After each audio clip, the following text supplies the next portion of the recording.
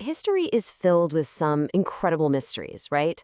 But what we're about to dive into, it's like one of the original cold cases. We're talking about a civilization that was literally glittering with gold, a real powerhouse in the Mediterranean, and then, poof, it just vanished. This is the story of Tartessos, and it's maybe Western Europe's first great enigma. So here's a thought for you. What if there was a real-life Atlantis, but in Spain? I mean, seriously, forget the myths for a second and just imagine it. A civilization that people only whispered about, famous for its mind-boggling wealth. What if it actually existed and then was just lost, completely swallowed by time? Yeah, that's the mystery we're getting into today.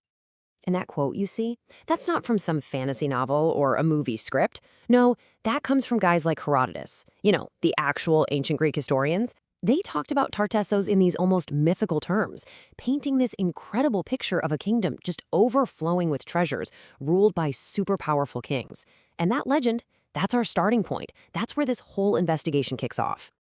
Okay, so like with any great legend, you've got to peel back the layers, right? You have to try and separate the fact from the fiction.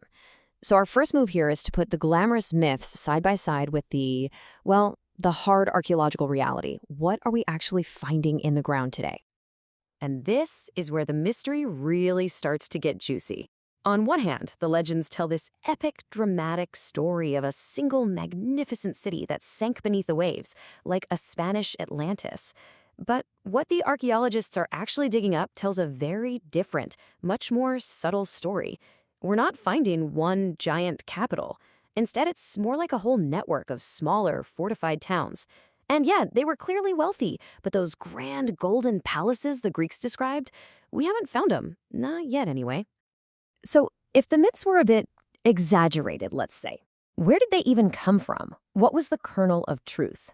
Well, it turns out the legends were based on something very, very real. The incredible, almost unbelievable mineral wealth of Tartessos. So let's follow the money, or in this case, the metal trail. You know what they say, location, location, location. And for Tartessos, this was the key to everything. They were centered right here in what we now call Andalusia in southern Spain. This whole area, especially the Guadalquivir River Valley, was one of the most resource-packed places in the entire ancient world. I mean, they were literally sitting on a geological jackpot. And here's the thing, it wasn't just that they had all these resources. They were absolute experts at using them. They were masters of metallurgy, and that's just a fancy word for the whole process of getting metal out of the ground, melting it down, and turning it into something useful or valuable. That skill, that technology, was the engine that powered their entire civilization. So what was fueling that engine? Well, it was all about the good stuff. We're talking silver, tin, which was super important back then, gold, of course. And they were producing this incredibly advanced bronze work. They pulled this stuff out of the ground and shipped it out in huge amounts. And that wealth is what put them on the map. It's what brought traders flocking from all over the known world. Okay, so we know what they had. We know they were rich. But who were these people? What was their life like? Well, the stuff they left behind, their artifacts, that's what helps us start to piece together a picture of their society and their culture. First off, Tartessos was not some isolated little kingdom. Far from it. This place was a buzzing international hub. Think of it like a major port city today. They were deeply connected with the big maritime powers of the time, especially the Phoenicians, who were their main trading partners, and later on, the Greeks. They were an absolutely critical link in the ancient world's economic chain. And you know how it goes, right? When you trade stuff, you end up trading ideas too. It's inevitable. All that constant coming and going meant that Tartessian culture was this really fascinating mix. It was part local, native Iberian traditions, and part all these new influences they were getting from across the Mediterranean, especially from their Phoenician buddies. Now this is one of the most frustrating and honestly coolest parts of the whole puzzle. They had their own written language. We think they probably adapted it from the Phoenician alphabet, and we've found these inscriptions carved in stone. We can see their writing, but we have absolutely no clue what it says. None. It's like a locked message from a world that's completely gone. So close, yet so far.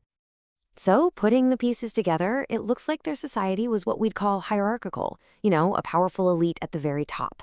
And that just makes sense, doesn't it? If you're the one controlling the super valuable mines and the trade routes, you're going to have all the power and all the money. And those are the people who became the legendary kings the Greeks were writing about. And all of this leads us right to the heart of the mystery. So you've got this wealthy, technologically savvy, globally connected civilization right at the peak of its power, and then it's gone. How does that even happen? How do you just disappear? This, right here, is where the case goes cold. I mean, just look at their timeline. They pop up around the 9th century BCE, and for a solid 200 years, they are a major player on the world stage. But then, right around the 6th century BCE, silence. The historical records just stop talking about them. The trade completely dries up. They effectively vanish from history. It's the sheer speed of the collapse that has historians just scratching their heads. So, the million-dollar question, what happened? Well, historians, have three main suspects or theories. Theory number one, they just ran out of stuff. The mines that made them rich simply ran dry. Theory two, an environmental catastrophe. Maybe the river delta shifted, flooding their cities and ruining their farms. And theory three, a new bully on the block.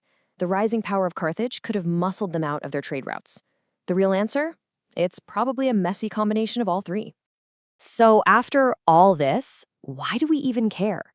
Why are people still out there digging in the dirt, searching for the secrets of Tartessos? What is it about this lost kingdom that still captures our imagination so much? Well, it's because Tartessos wasn't just some isolated local tribe.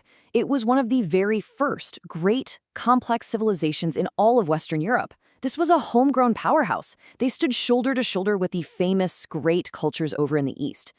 Finding out about them completely changes the story we thought we knew about early European history.